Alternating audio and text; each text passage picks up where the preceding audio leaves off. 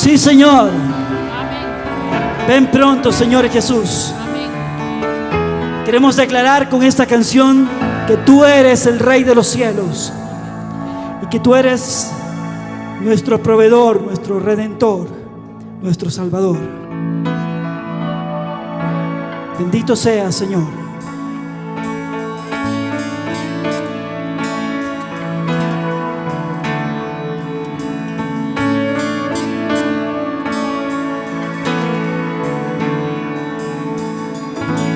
Glorioso Salvador, divino Redentor, postraré ante ti.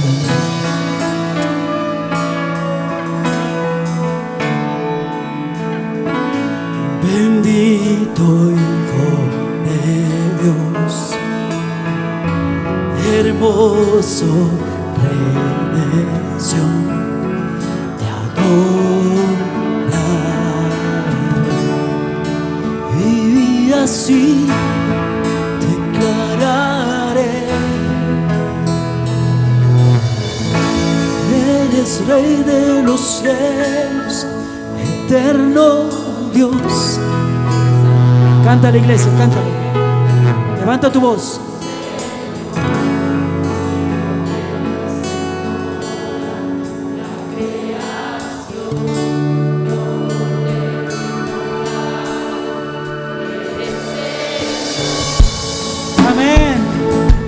Amén. Al Señor le encanta que su pueblo le cante. Acompáñenos a cantar, por favor.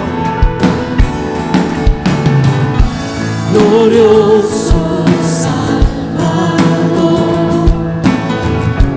divino Redentor, postraré ante ti.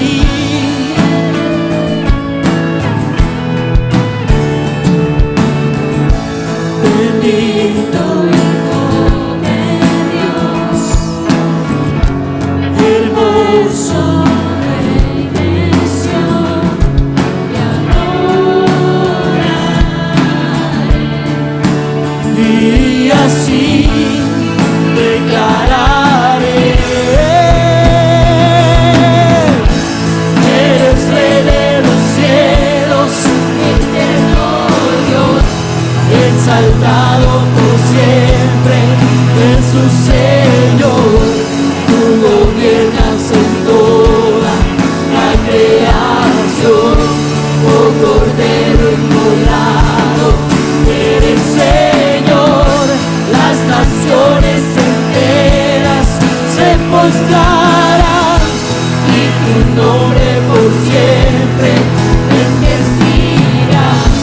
Oh, los cielos tu gloria nos llenará y veremos tu fuerza y majestad.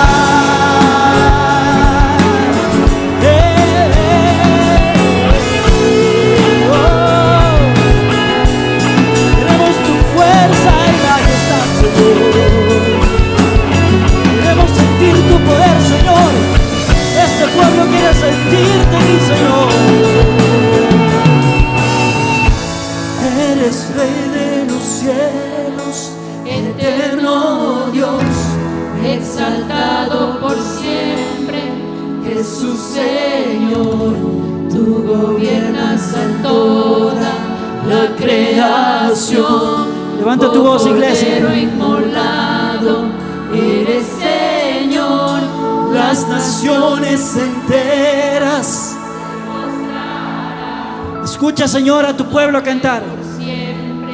Escucha a tu pueblo cantar, Señor, y recibe como una ofrenda grata delante de tu presencia, Señor. Y veremos tu fuerza y majestad.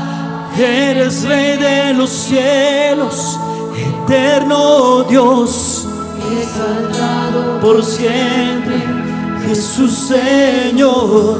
tú gobiernas en Toda la creación. la creación.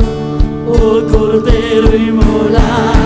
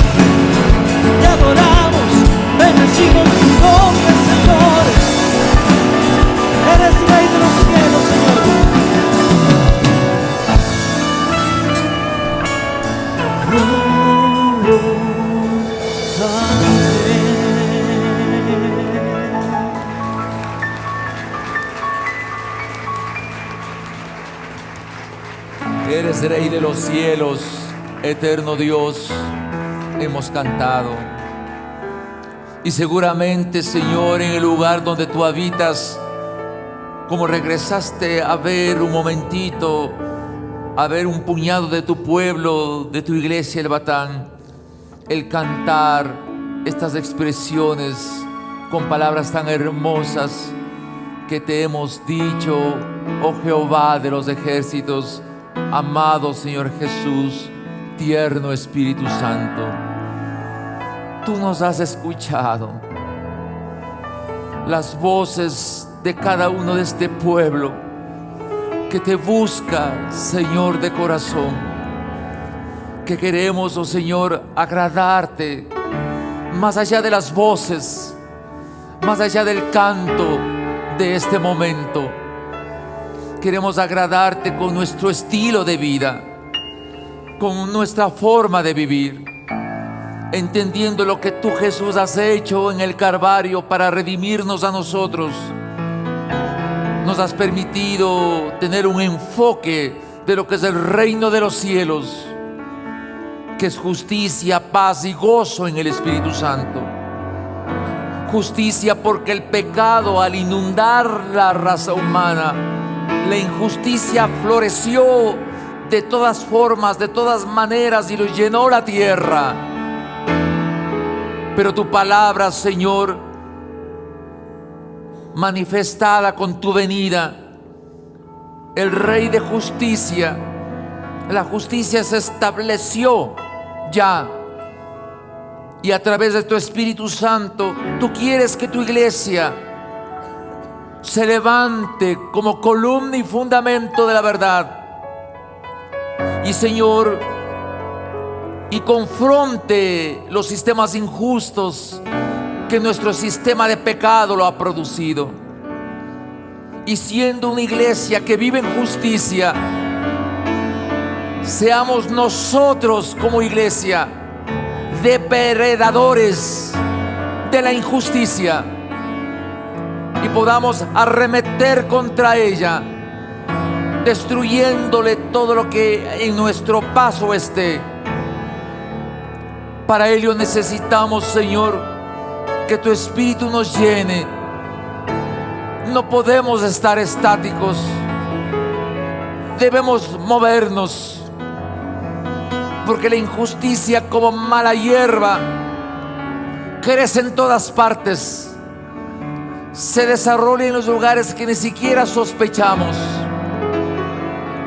Pero la justicia tuya, la que viene del cielo, la que tú lo impusiste, Jesús amado, usa tu iglesia para hacer el trabajo, Señor. Porque dichosos son los pasos, dichosos son los pies de aquellos que vienen para dar buenas noticias, de aquellos que, aunque con dolor siembran, con regocijo recogen las galibilias. Señor, esta iglesia te necesita, y a través del canto, Señor, expresamos nuestra necesidad de ti. Y anhelamos que tú derrames, Señor, revelación de tu palabra. La Biblia se va a abrir, el contenido se va a dar lectura.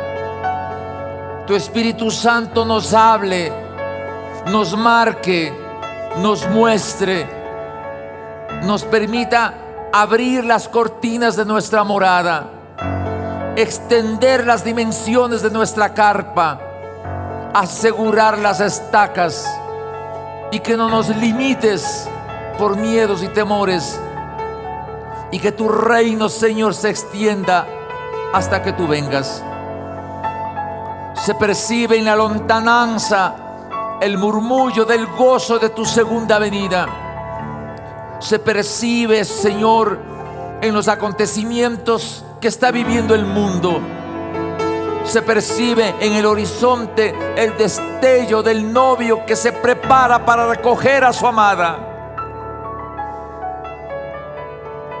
y sonará la trompeta. Y entre las nubes se encontrará, Señor, lo más hermoso en el diseño tuyo: el novio y la esposa, tu iglesia, unidas en el aire para asistir en el cielo, en la boda más grande que puede haberse escrito en la historia, la boda del Cordero. Entre tú, Jesús, y tu iglesia, de todas las naciones, de toda lengua, de toda raza, iglesia, novia tuya, Señor, lavada por la sangre preciosa que tú, Jesús, derramaste en la cruz. Sabiendo los rumores de tu segunda venida y que la naturaleza se está preparando y que ésta con gemidos de parto gime esperando la manifestación de tus hijos, Señor, anhelamos que tú nos hables en la presentación de tu palabra hoy. Gracias, Señor. Despierta en nosotros el deleite de vivir bajo tu cobertura. Gracias, Señor, por lo que tú vas a hacer. En el nombre de Jesús. Amén. Tome un asiento, por favor.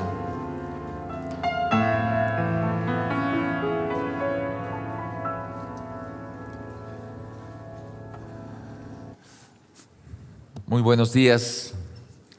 Un abrazo, querida y amada iglesia. Como familia, tengo que avisar lo que el Señor en su infinita misericordia labora y nos pide hacer.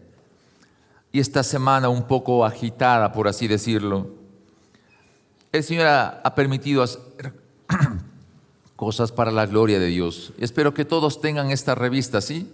Todos, que todos tengan, que todos lo tengan. Si tienen, alguien no lo tiene, por favor. Si no lo tiene, no lo tienen. Hermanos Ujieres, córranse, por favor. Hermanos Ujieres, repartan. Si hay en el cajón, adentro, si hay, por favor, si hay.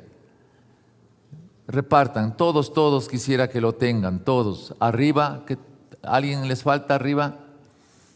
Todos lo tengan. Permítanme que aunque me demore un poco, es importante, porque es obra de Dios que la iglesia del Batán, que somos nosotros, ha sido factible el así hacerlo. ¿Sí? Pero creo que hay una pregunta importante. Mis hermanos Ujieres, a mi extremo de la derecha, Ujieres, hermanos Ujieres, a mi derecha, por favor. ¿Por qué se hacen las cosas? Nunca se debe hacer las cosas por hacer. Hay que saber por qué se hacen las cosas. Y este material que ustedes ven aquí, el Dios de Israel, veraz, justo y bello. Y si alguien notó, en la parte posterior está una luna color de sangre que muestra el concepto de la profecía que está por cumplirse. Este material, en conjunto con las iglesias, algunas iglesias evangélicas de la ciudad, en esta reunión que hubo el día de ayer en la Casa de la Cultura, se puede ver, me imagino yo, que ante los ojos de Dios pudo ver una iglesia que le canta, que le alaba. Pudo ver, me imagino, que el señor embajador de Israel puede percibir el amor de la iglesia evangélica, el amor a Dios a través de la Escritura, buscando en oración que Dios bendiga a la nación de Israel. Pero este concepto que aquí está, de que Dios es veraz, justo y bello, También se produjo un video. Quisiera pedir que allá en el sonido se prepare ese video para que ustedes lo puedan observar y ver. Y quiero insistir en el concepto: ¿por qué se hizo y para qué se hizo? Se hizo para mostrar que las Escrituras son verídicas y que la revelación de la palabra de Dios tiene su peso en el diseño del tiempo de las naciones. Y que esto es importante que ustedes lo vean. No sé si está listo el video, por favor. Veamos, por favor, este resumen.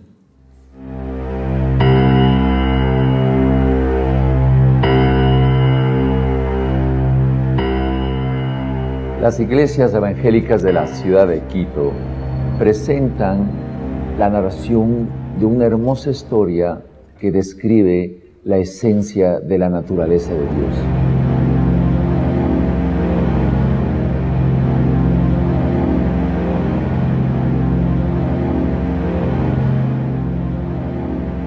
¿Cómo podríamos demostrar que Dios es veraz? 3 modelos vamos a mostrar.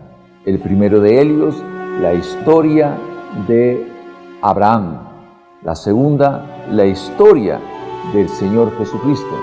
Y la tercera, las profecías del profeta Zacarías respecto al Señor Jesús y de lo que será Jerusalén y Israel al final de los tiempos.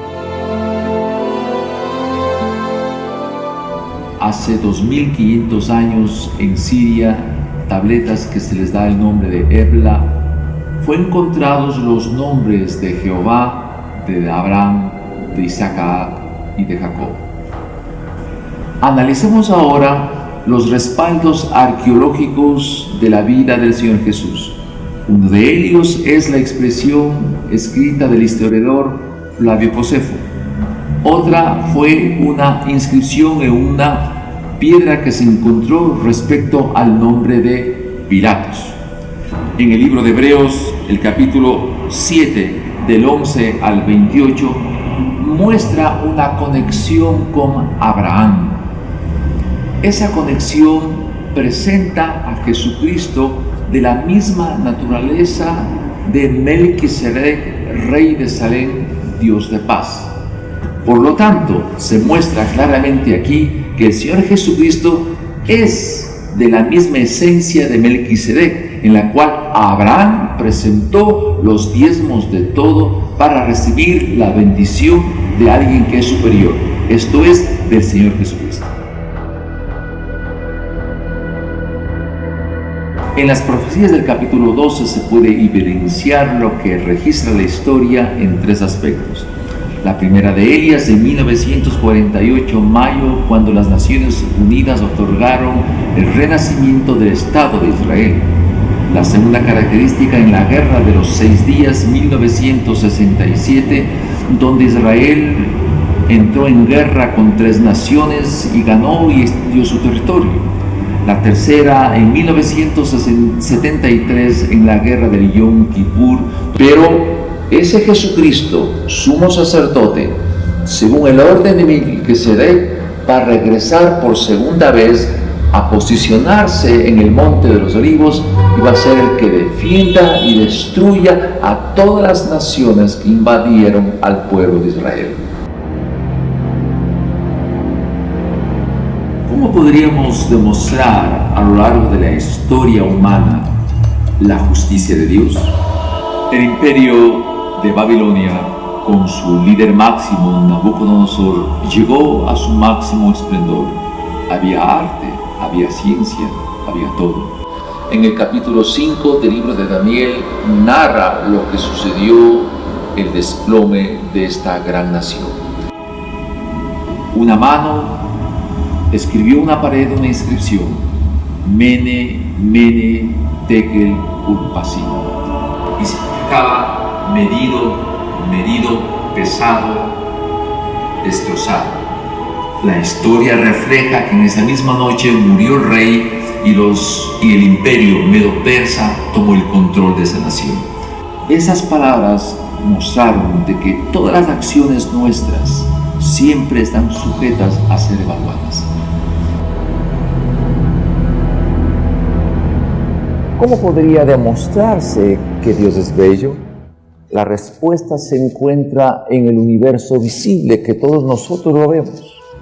La plenitud de esa belleza se encuentra en los cuerpos celestes que enseñan la gloria de Él, con el único fin de que en nuestro sistema solar, en la Vía Láctea, exista un planeta apto para la vida, el planeta Tierra. En el diseño y construcción del universo se requieren definir sistemas de referencia. Uno de ellos tiene que ser el de Dios, un sistema de referencia absoluto cuyas coordenadas son Dios, X, Y, T sub 0 y Z. Y también un sistema de referencia relativo al ser humano. Encontremos la relación entre C, la que opera Dios, la velocidad U, el tiempo T sub 0 y el tiempo T. Para ello, formemos un reloj compuesto por dos espejos paralelos que están separados a una distancia A. En el punto P se emite un destello de luz que se refleja al impactar en la otra cara del espejo y retorna al punto P. La distancia A será igual entonces a C T sub 0 sobre 2. Para el observador humano, el rayo de luz describe una trayectoria y la luz recorre una distancia 2D, formando un triángulo isósceles. La base del triángulo formado por el observador H es la distancia U por T. La geometría elemental de Pitágoras permite vincular la distancia y hipotenusa del triángulo entre los dos observadores, relacionando así las velocidades y los tiempos. De esta relación se obtiene el tiempo T sub 0 al reemplazar con lo que dice la escritura. Obtenemos el valor de U, que es igual a 0.999996247, la velocidad C. La Biblia, por lo tanto, afirma tres puntos importantes. Uno, que el tiempo no es absoluto, que el tiempo es relativo, porque para Dios es un día como 1000 años y 1000 años como un día. Dos, que ningún sistema del universo visible puede ir a una velocidad mayor que de la luz. Y tercero, que esta velocidad de la luz es absoluta. Pero la belleza de Dios también se encuentra en el universo invisible, en el mundo de las partículas cuánticas. Estas se expresan de manera diferente, son aleatorias, toman libre albedrío. ¿Qué significa esto?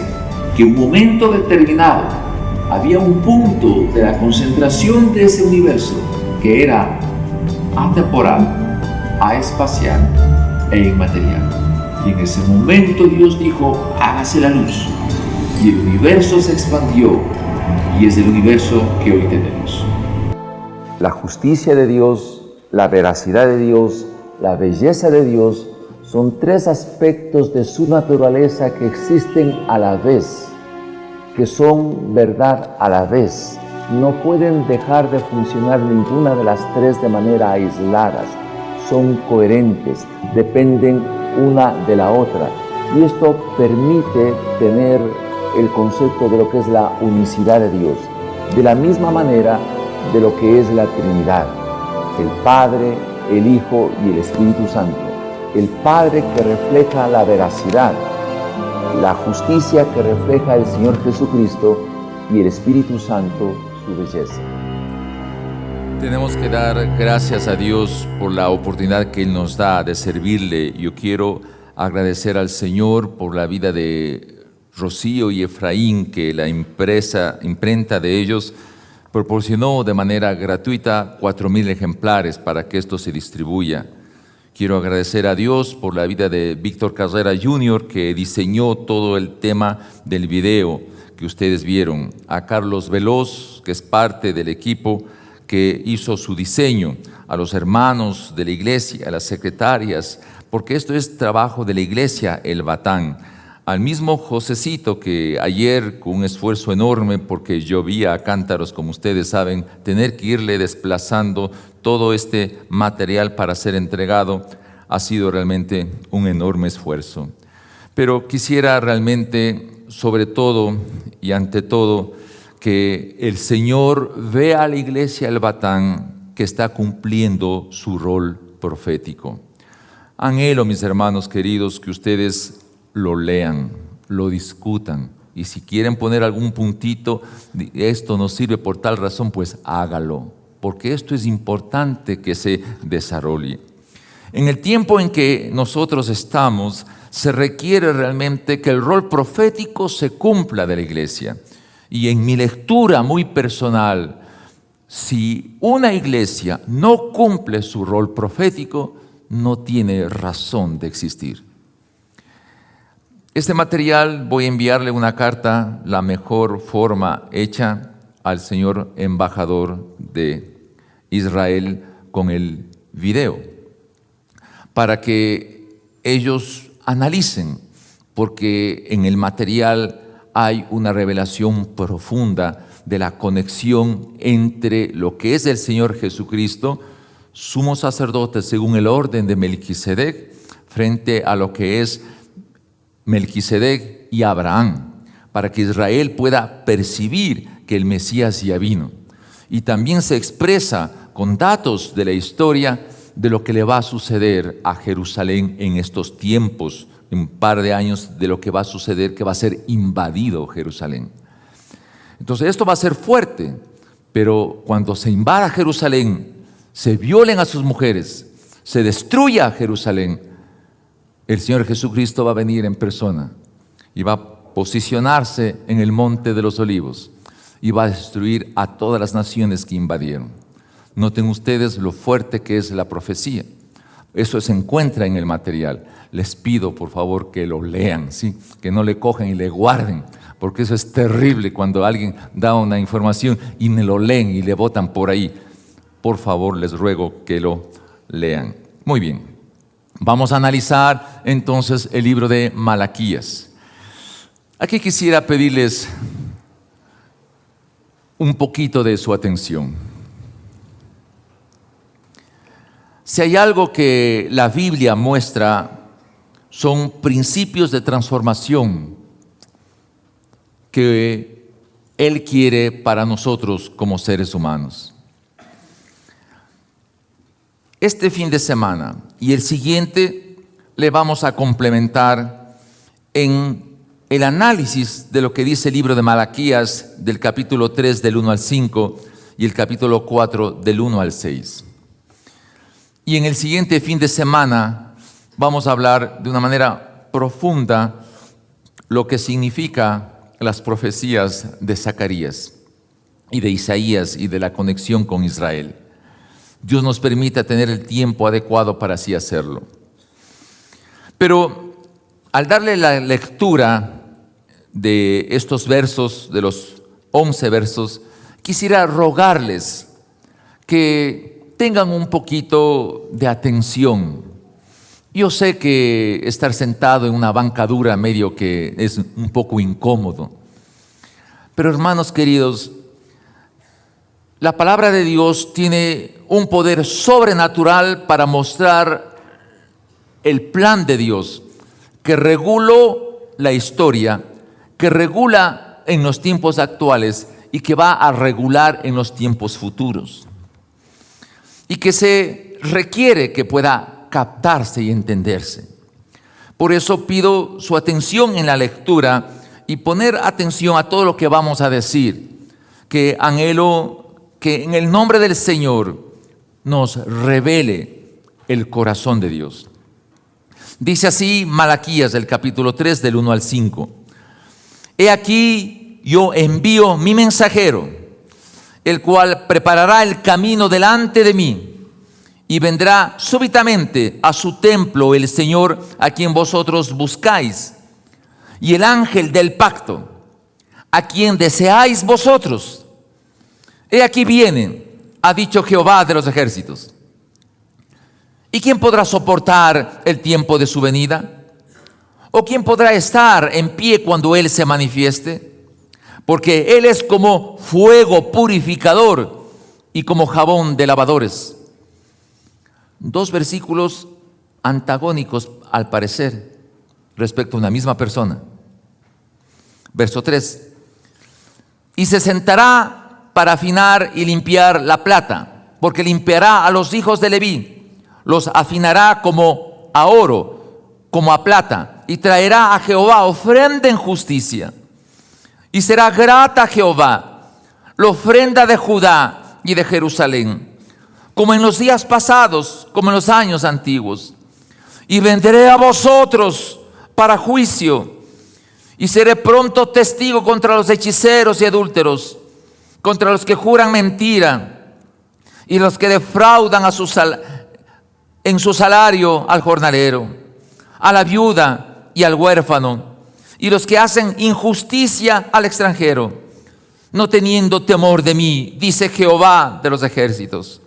Capítulo 4. Porque he aquí viene el día ardiente como un horno, y todos los soberbios y todos los que hacen maldad serán estopa. Aquel día que vendrá los abrazará, ha dicho Jehová de los ejércitos, y no les dejará ni raíz ni rama. Mas a vosotros, los que teméis mi nombre, nacerá el sol de justicia, y en sus alas traerá salvación. Y saldréis y saltaréis como becerros de la manada. Hollaréis a los malos, los cuales serán cenizas bajo las plantas de vuestros pies, en el día en que yo actúe, ha dicho Jehová de los ejércitos. Acordaos de la ley de Moisés, mi siervo, el cual encargué en Horeb ordenanzas y leyes para todo Israel. He aquí yo os envío al profeta Elías antes que venga el día de Jehová grande y terrible. Él hará volver el corazón de los padres hacia los hijos y el corazón de los hijos hacia los padres, no sea que yo venga y hiera la tierra con maldición. ¿Cómo capturar este mensaje? Dios, y para Él es un deleite comunicarse con el ser humano. Y Él plantea un plan para el ser humano. Un plan que tiene un principio y que tiene un fin aparente. Y que luego en su análisis presenta que el fin aparente en realidad no tiene fin, sino es el inicio de algo eterno que no termina. Pero en ese proceso utiliza Dios en su plan tres elementos vitales. El primer elemento, el hábitat donde va a desarrollar su plan, el planeta Tierra. Segundo, a la raza humana y su conexión con los principios de Dios en su gobernabilidad. Y tercero, la presencia del Señor Jesucristo desde el principio hasta el fin.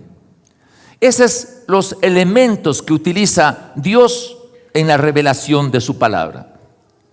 Miremos, capítulo 1 del libro del Génesis, versículo 1. Escuche bien, veamos los tres elementos. Dice el texto: en el principio creó Dios los cielos y la tierra. Antes de que se muestre a la raza humana, Dios crea el ambiente en el cual va a desarrollarse su plan, el universo visible, y el planeta Tierra como el único lugar en el universo que tenga opción para la vida. Pero miremos cómo termina el Apocalipsis. ¿Qué va a pasar con esos cielos y con esa tierra que dice en el primer versículo de lo que va a suceder? Capítulo 20 del libro del Apocalipsis.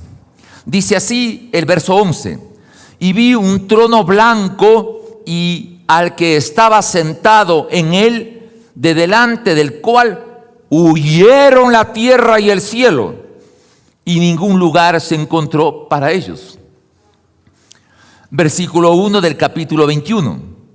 Vi un cielo nuevo y una tierra nueva, porque el primer cielo y la primera tierra pasaron y el mar ya no existía más.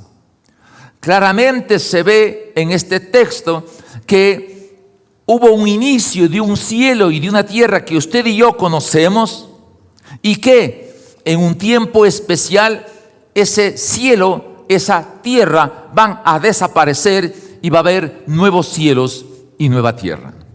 Un principio, un final. En el primer punto de la mitad, donde Dios va a desarrollar su plan. Segunda característica, la raza humana. Génesis capítulo 3. Una vez que Dios formó a Adán y Eva y lo pone en el jardín de las delicias, que se llama así el Edén, en el capítulo 3 se presenta un pensamiento. Pero la serpiente era astuta más que todos los animales del campo que Jehová Dios había hecho, el cual dijo a la mujer: ¿con que Dios os ha dicho no comáis de todo árbol del fruto?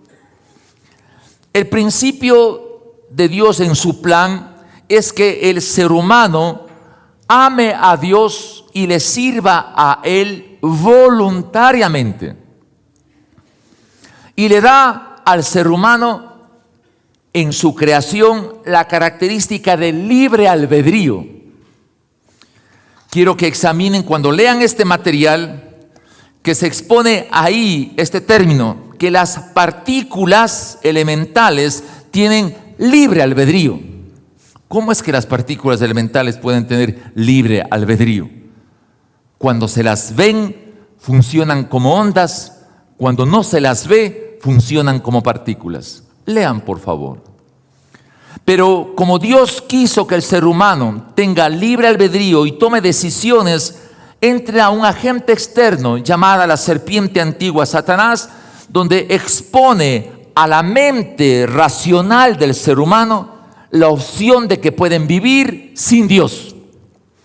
Y presenta la opción y el ser humano lo escoge por su libre albedrío, haciendo a un lado a Dios y tomando una decisión puntual que generó el mundo de la injusticia, que desde la caída de Adán y Eva hasta nuestros tiempos, esta injusticia se ve como mala hierba que se ha extendido en toda la faz del planeta Tierra.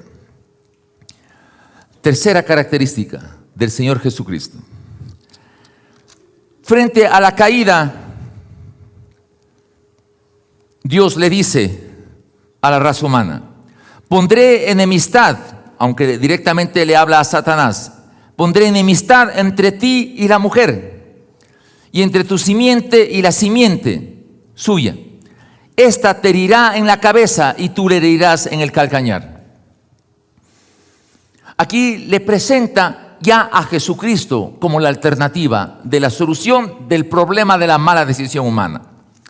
Veamos cómo termina el tema de Satanás. Apocalipsis. Vamos al libro de Apocalipsis. Capítulo 20, versículo 1 y 2. Vi un ángel que descendía del cielo con la llave del abismo y una gran cadena en la mano, y prendió al dragón, la serpiente antigua, que es el diablo y Satanás, y lo ató por 1000 años. Mira cómo le cierra este agente externo que apareció en el Edén y le tentó a Adán y Eva. Satanás, la serpiente antigua, le cierra la parte de la historia, encadenándole a Satanás durante 1000 años en el gobierno del Señor Jesucristo. Pero también presenta a lo que va a ser el Señor Jesús. Él viene pronto. Y como dice el libro de Zacarías, que de la misma manera, si ustedes recuerdan, cuando Jesús ascendió a los cielos, un ángel se presenta frente a los discípulos que le estaban viendo a Jesús que ascendía del cielo. Y el ángel les dice: ¿qué estáis mirando, Galileos? Ese mismo Jesús que ustedes le están viendo que está ascendiendo al cielo, descenderá de la misma manera. profetizándose de la segunda venida del Señor Jesucristo. Y el capítulo 14 del libro de Zacarías presenta que ese Jesús esperado vendrá por segunda vez y se va a posicionar en el Monte de los Olivos. Y cuando eso ocurra, Jerusalén tendrá un enorme terremoto y casi se partirá en dos. Así dice la Escritura. Y aquí en el capítulo 22 se anhela esa segunda venida del retorno de Jesucristo. Capítulo 22, verso 12. He aquí yo vengo pronto y mi galardón conmigo para recompensar a cada uno según su obra. Yo soy el alfa, el omega, el principio y el fin, el primero y el último. Y va cerrando Dios en su palabra estos elementos en su plan respectivo. Pero aquí viene la parte importante. En el proceso, desde el inicio de los tiempos hasta que Jesús viene por primera vez, se mira el concepto de gobernabilidad. Se mira el desastre que produjo el pecado a desarrollar imperios que ejercían poder y alcanzaron riqueza usando la violencia, el temor, y se desplomaron sus civilizaciones por romper los principios de Dios. Entonces tenía que Dios en su plan demostrar que el ser humano, por más esfuerzo que haga y alcance desarrollo y supremacía como son las grandes potencias mundiales, estas se van a desplomar porque rompen los principios de desarrollo que la Biblia, que Dios por medio de su palabra lo impuso a lo largo de la historia humana.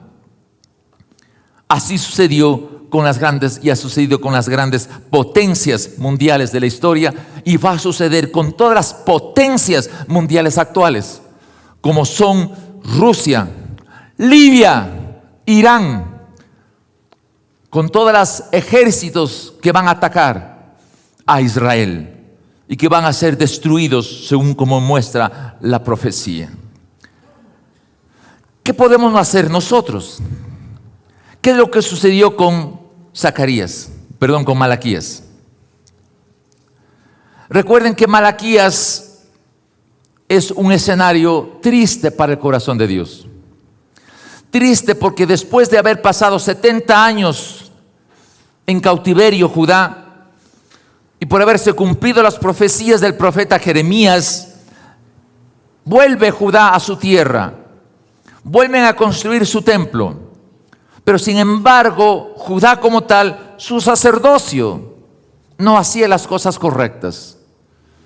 Haciendo las cosas de Dios no eran de Dios, y los sacrificios que ellos hicieron no era agradable para Dios. Se había descompuesto la estructura matrimonial, como lo vimos ya. Se había descompuesto los cultos a Dios en sus sacrificios y ofrendas. Se habían descompuesto los conceptos de lo que es los diezmos y las ofrendas. Y en medio de ese sentir del corazón de Dios, expresa para callarse durante 400 años sus últimas palabras del Antiguo Testamento, mostrando siempre su misericordia de lo que va a pasar con la historia de la raza humana. Capítulo 3 del libro de Malaquías. Dice así: he aquí, yo envío mi mensajero, el cual preparará el camino delante de mí, y vendrá súbitamente a su templo el Señor, a quien vosotros buscáis, y el ángel del pacto, a quien deseáis vosotros. Aquí viene, ha dicho Jehová de los ejércitos. En el verso primero del capítulo 3 del libro de Malaquías, se presenta primero que Dios va a enviar un mensajero que va a preparar para la venida de ese Mesías prometido que anhelan, que esperan el pueblo de Israel. Y dice así: vendrá el ángel del pacto, a quien deseáis vosotros. 70 profecías se cumplen con la venida del Señor Jesucristo en su primera venida. Pero vino Jesús como el siervo sufriente, como el sencillo hombre carpintero de Galilea, que al caminar por las calles del mar de Galilea, de Jerusalén y de todos los pueblos vecinos, sanaba, curaba, daba el mensaje de esperanza. Mesías que no le reconocieron el pueblo de Israel y que lamentablemente hasta ahora la gran mayoría de judíos no le reconocen como tal. Y aquí dice el texto: el ángel del pacto que ustedes esperaban, ese ángel del pacto realmente va a venir. Y el mensajero, sabemos todos nosotros que se trata de Juan el Bautista. Juan el Bautista, profeta que en apenas 7 meses, primo del Señor Jesucristo, dice Jesús que no hubo más grande profeta como él. Se cumplió perfectamente el primer versículo de Malaquías en el tiempo de la venida del Señor Jesucristo. En el material que ustedes tienen se refleja ahí una expresión de Flavio Josefo, historiador judío, casi 100 años después de Cristo, que sin ser creyente narra cómo realmente dice la historia judía de la aparición del Señor Jesucristo, con el objetivo de mostrar con evidencias de cómo fuera del texto bíblico hay evidencias de la venida del Señor Jesucristo. Pero el versículo 2 cambia completamente su enfoque, aunque se trata de la misma persona, del Señor Jesucristo. Dice el texto: ¿y quién podrá soportar el tiempo de su venida? ¿Quién podrá soportar el tiempo de su venida? ¿Recuerdan a Jesús ante Pilatos? Yo no encuentro que haya algo digno de castigo, le dice Pilatos al pueblo. Crucifícale en coro, pero va a derramar sangre inocente. Que su sangre se derrame sobre nosotros y sobre nuestros hijos, replicaron los fariseos, los maestros de la ley, los judíos de ese entonces.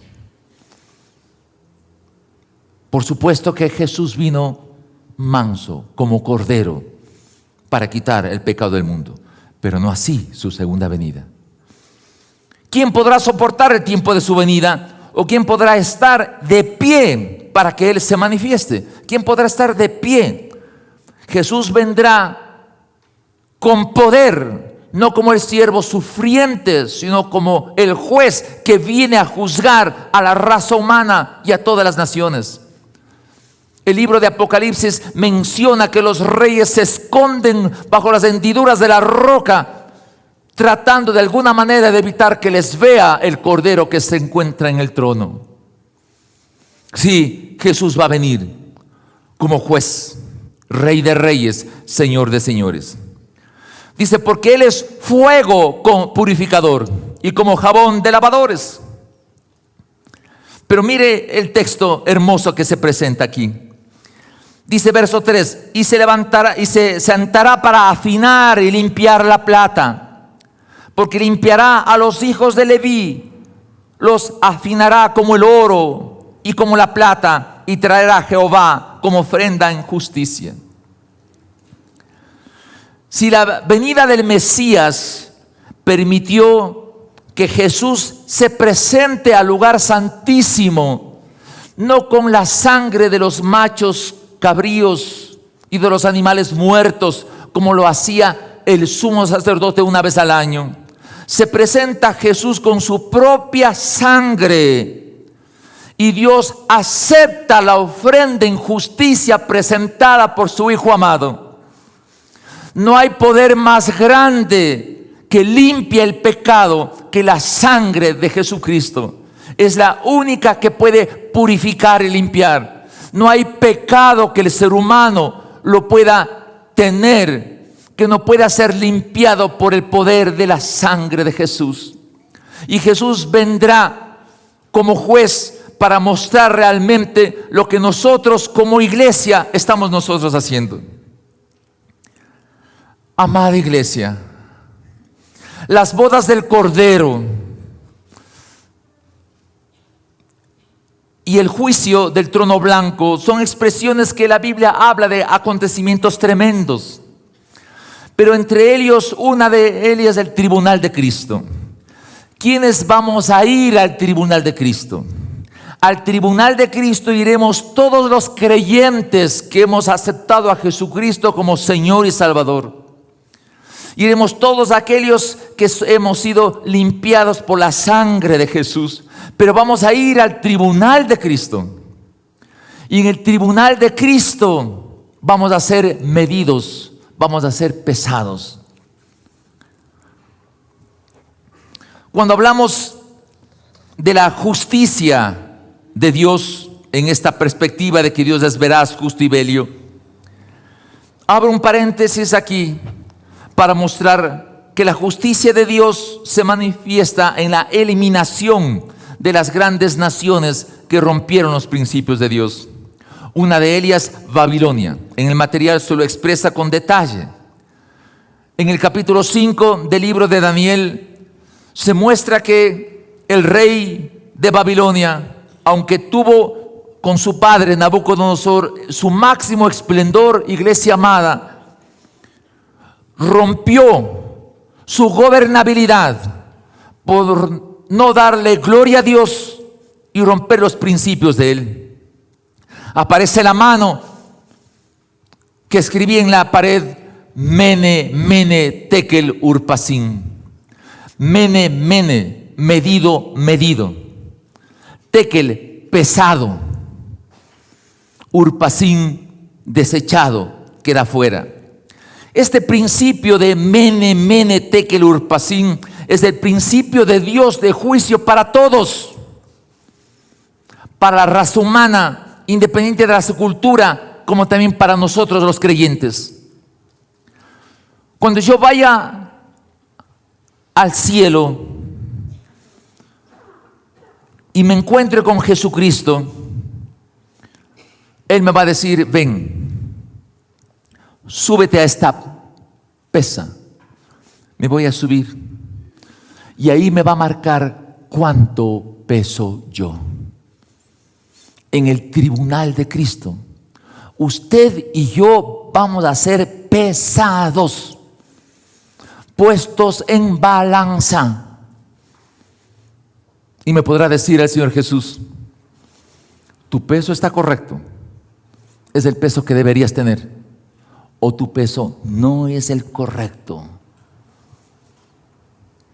Esto es importante que entendemos.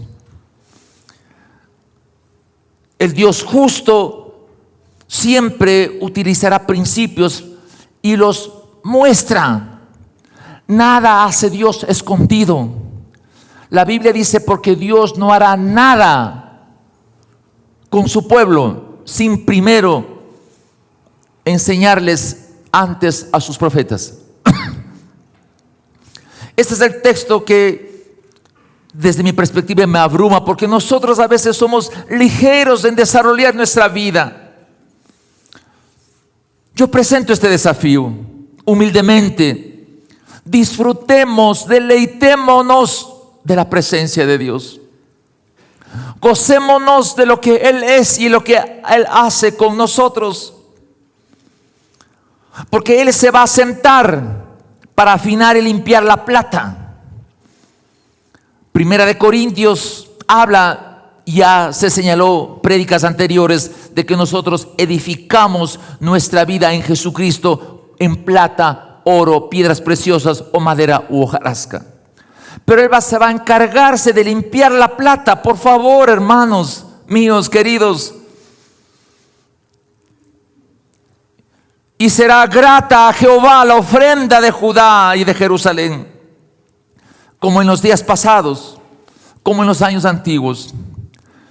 Israel va a reconocer al Mesías en medio de la gran tribulación que la Escritura lo muestra. Pero cuando reconozca Israel al Mesías, serán una ofrenda agradable, porque tendrán que pasar por la gran tribulación. Para ahora Israel es casi imposible que sean atacadas su ciudad, por el cono que tienen ellos de defensa de misiles. Pero la Biblia dice que Israel va a ser invadido, destruido a Jerusalén y violada a sus mujeres.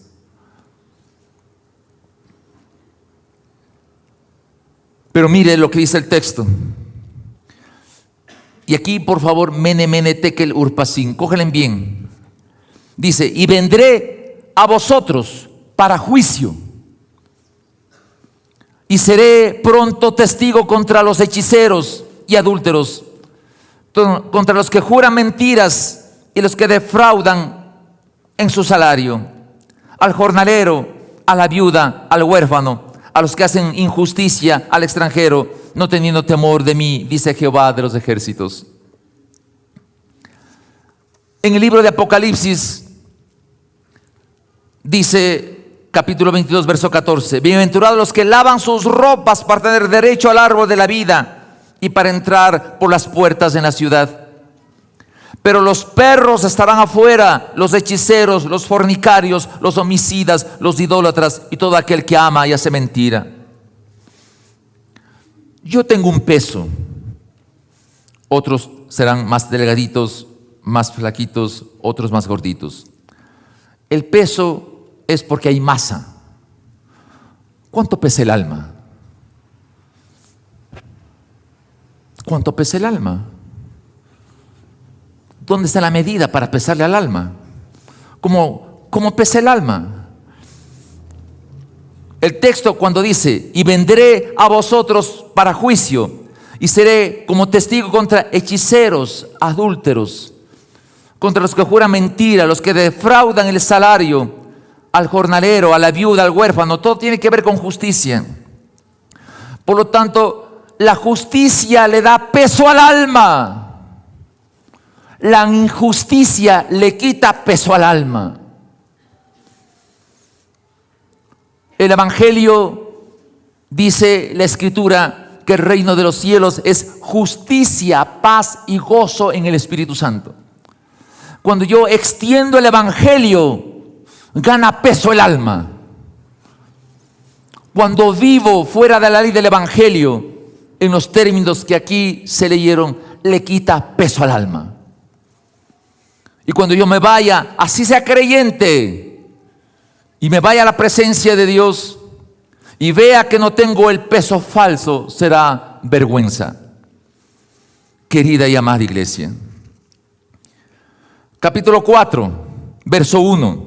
Porque aquí viene el día ardiente como un horno, y todos los soberbios y todos los que hacen maldades serán estopa. Aquel día vendrán, los abrazará, ha dicho Jehová de los ejércitos, y no les dejará ni raíz ni rama.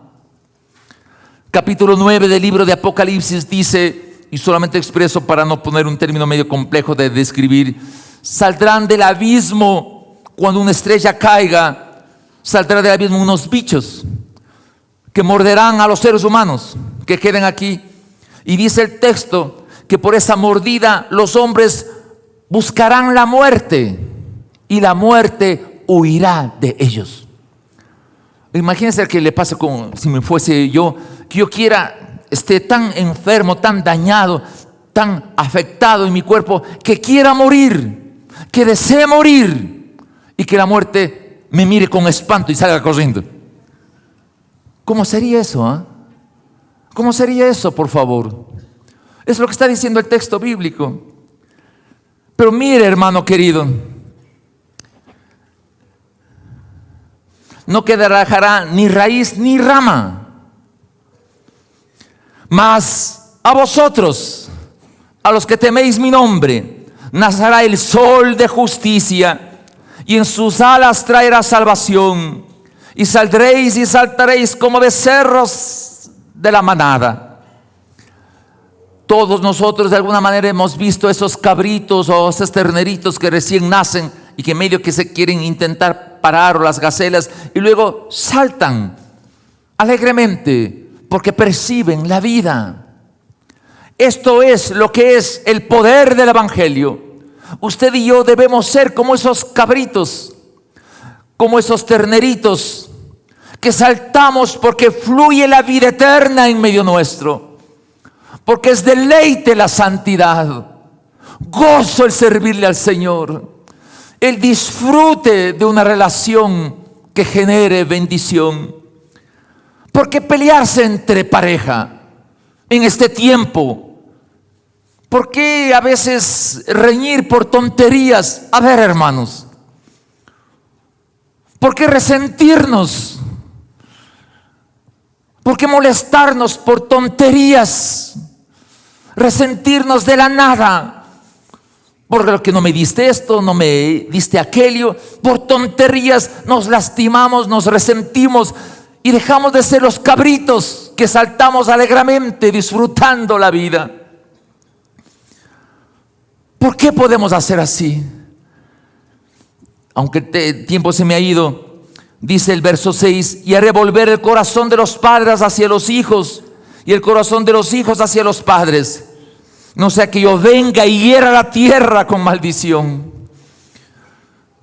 Creo que es tiempo de volver a nuestros hijos, que los hijos vuelvan a nosotros.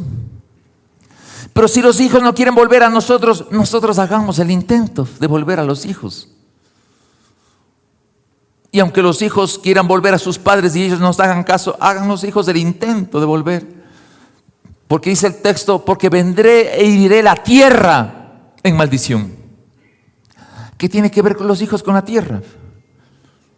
¿Verdad? Pero ¿qué pasaría si esta tierra linda del Ecuador deja de producir? ¿Qué pasaría? Hoy vinieron unos 2 jóvenes colombianos antes del culto. Sus rostros terribles, venezolanos. Claro, querían dinero, iban a irse al Perú, me decían. Y habían dormido al frente, allá, la noche. Qué terrible situación de los hermanos venezolanos. Y entiendo que hoy son las elecciones, ¿verdad? Y no sabemos qué va a pasar ahí. Que Dios tenga misericordia del presidente Maduro. Mene, Tekel, Urpacín. ¡Qué locura! Mene, Tekel, Urpacín a nuestro presidente. A todos los gobernantes, al presidente de Estados Unidos, al primer ministro israelita, que yo les ruego que lean el documento que les doy de una declaración que hace el primer ministro. Esta es la realidad. ¿Qué hacer? No hay trabajo, hermanos. No hay trabajo. Es muy difícil conseguir trabajo en estos tiempos. Y si usted tiene un trabajo, por favor, tómelo. Haga bien las cosas. Es tiempo de que los padres vayan a los hijos y los hijos a los padres, porque puede venir Dios y herirá la tierra con maldición. Y no habrá trabajo nomás. ¿Qué hace usted sin trabajo? Por favor, hermano. Y hablo a los creyentes, a los que se entienden que tenemos un episodio de vida diferente. El profeta Elías está expuesto en el capítulo 11 del libro de Apocalipsis. Lo que va a pasar ahí. Termino, hermano, leyendo un poco lo que está en la parte última del corolario de este material. Dice: la veracidad de Dios, la justicia de Dios, la belleza de Dios son atributos que coexisten a la vez. No puede haber uno sin el otro. Cada uno con una función distinta, pero los tres tienen la misma esencia de la naturaleza de Dios. Ninguno de los tres fallan. Siempre están interrelacionados entre sí. La veracidad, la justicia y la belleza de Dios. Y si yo soy imagen y semejanza de Dios, debería ser veraz, debería ser justo y debería considerarme bello. ¿O no? Pero exactamente en la misma forma que la Trinidad, el Padre, el Hijo y el Espíritu Santo, el Padre Jehová representa la veracidad, el Hijo Jesucristo la justicia y el Espíritu Santo la belleza. Y este poder de veracidad, justicia y belleza, verificada en la arqueología de la historia, en la creación del universo, muestra que va a haber un final parcial, por así decirlo, y luego vendrá la eternidad. Hermanos amados, disfrutemos de que podemos saltar como cabritos. Disfrutemos. Gocémonos de que podemos oler o no podemos oler. Podemos pensar. Podemos hablar. Podemos comunicarnos. Podemos saltar. Podemos reírnos. Podemos abrazarnos. Podemos ayudarnos. Podemos tener misericordia del uno al otro. Podemos avivar el fuego del don de Dios que ha sido dado a nosotros. Podemos cambiar la historia. Podemos extender el reino de los cielos. Podemos amarnos, respetarnos, ayudarnos. Dejemos la ira, dejemos el enojo, dejemos ese bendito mal carácter, el resentimiento por todo, pudiendo disfrutar del deleite de lo que representa amar sin condiciones. Hermanos queridos, si yo le digo a usted, ¿por qué le ama a su esposa? Casi por seguro dirá lo siguiente: porque es buena madre, porque es buena mujer, porque es una mujer ejemplar, porque es digna. Porque usted le ama a su marido, porque es un hombre que trabaja y es cariñoso con los hijos y es buen mantenedor. Ese es el peor error, teológicamente hablando, de que yo defina por qué amo a mi cónyuge. Porque estoy expresando que mi amor depende de los atributos que tiene él o que tiene ella. ¿O no es así?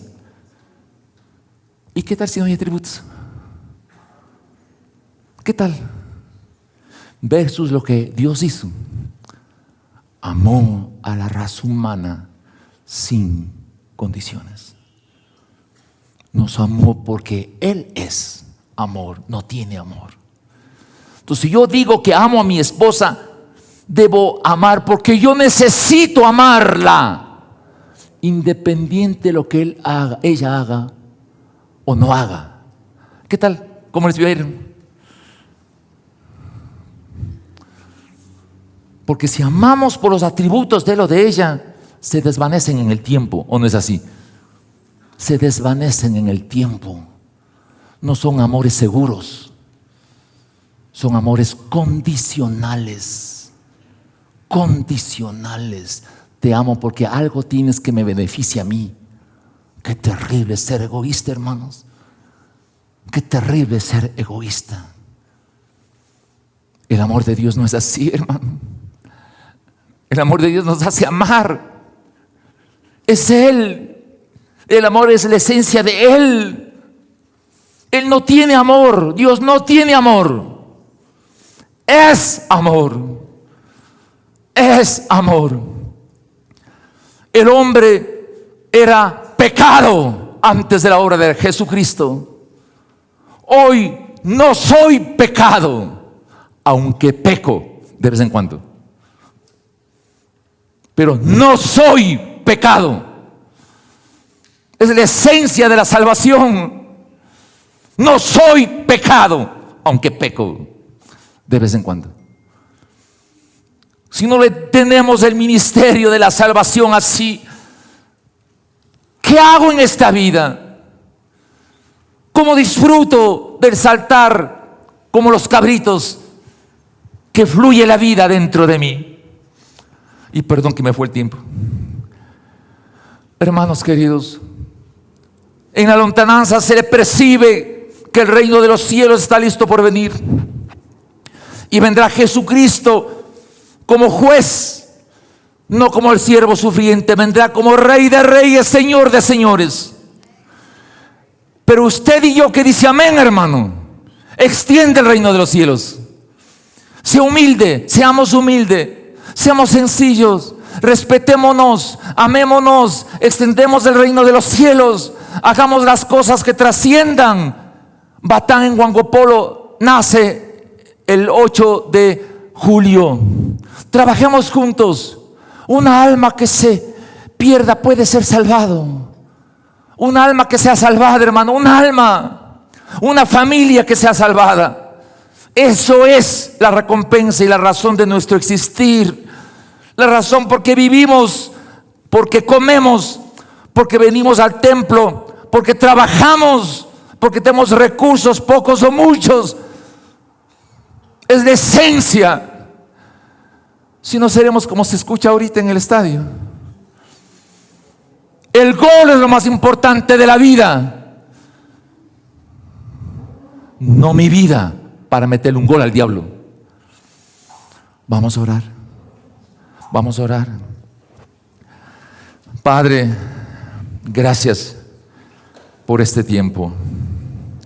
Gracias porque nos das el gozo de entender, oh Dios, que tú nos has dado la fortaleza de una vida victoriosa. Y queremos saltar como cabritos recién nacidos para que fluya la vida.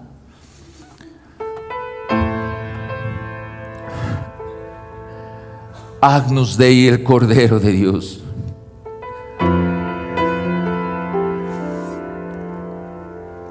Gracias porque vienes como juez justo. Pero mientras vengas, permite que esta iglesia, el Batán, se levante como columna y fundamento de la verdad. Que sea tractor y destruya la mala hierba de la injusticia. Que abra caminos. Que lo torcido sea hoy recto. Rellena huecos.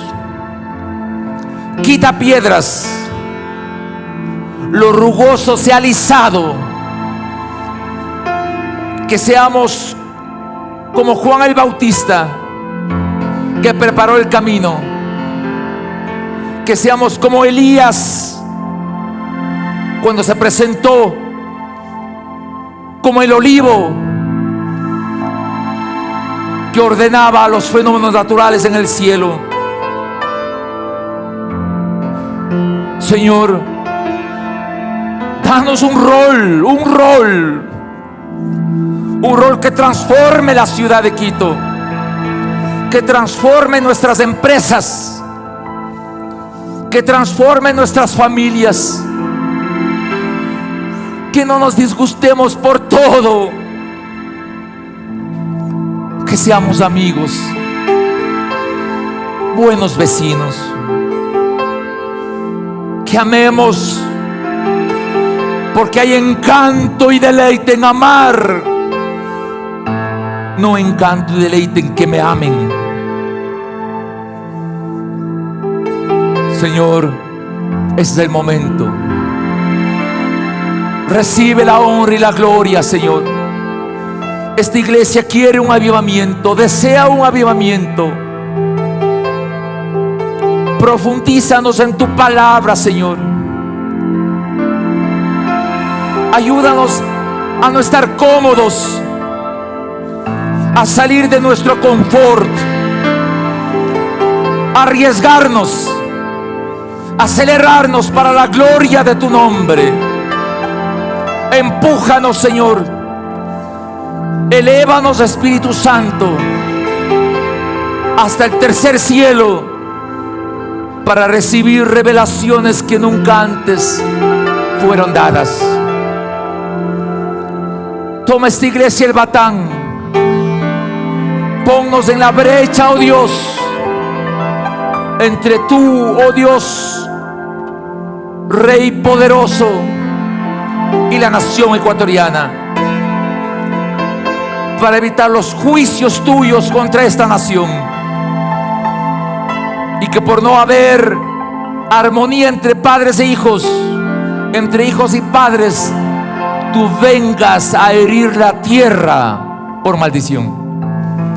Y levántanos con alegría, con entusiasmo, con expectativas. Ayúdanos a sonreír. Ayúdanos a vivir agradecidos, abrazarnos, ver con ojos tiernos el uno con el otro, perdonándonos, amándonos, disfrutando de la compañía el uno con el otro. Porque los tiempos de Elías se acercan. Maranata, ven, Señor Jesús. Y ahora te pedimos, Señor, que con humildad y sencillez permítenos ofrendar y diezmar con alegría de corazón. Que las bendiciones desde el cielo se derramen hasta que sobreabunden, pero bendiciones para extender tu reino, para la gloria tuya. Gracias, Jesús, por permitirnos ofrendar y diezmar para la extensión de tu reino. En el nombre de Jesús. Amén.